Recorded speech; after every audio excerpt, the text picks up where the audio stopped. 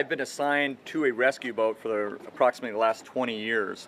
And during those 20 years, I've responded to numerous calls for help, sinking boats, boats taking on water, Mayday type calls. For boats taking on water, boats that are sinking, this material is one of the first and most essential items we go to.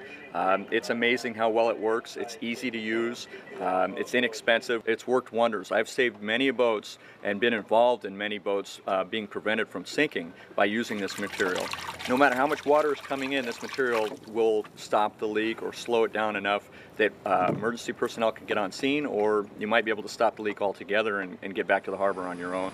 When you take a boat out, you take family and kids, children out, it's your responsibility to mitigate as much as you can emergencies. One of the most dramatic emergencies for most boaters is their boat sinking. And the thought of the boat sinking out from underneath them is very traumatic. If you can locate the leak and you have a material like this on board, it's pretty easy to slow that leak down or stop it altogether. And that's why we carry this material on board, and that's why I carry it on my own personal boat.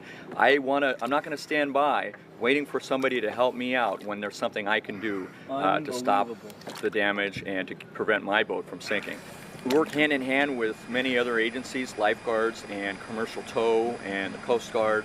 And as far as I've seen throughout my career, most, if not all, agencies carry this type of material on board, specifically to stop water from coming in, specifically to stop boats from sinking.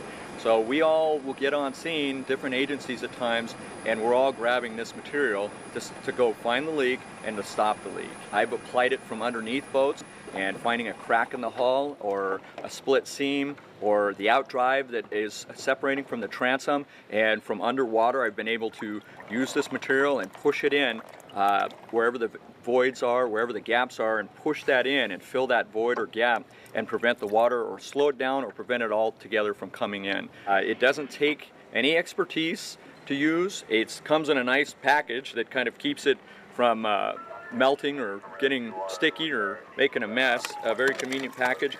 I think it's a nice size for fitting over a through hole.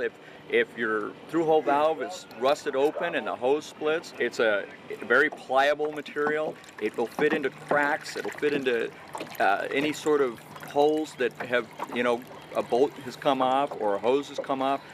So it's very very easy to use and very versatile in how you can use it.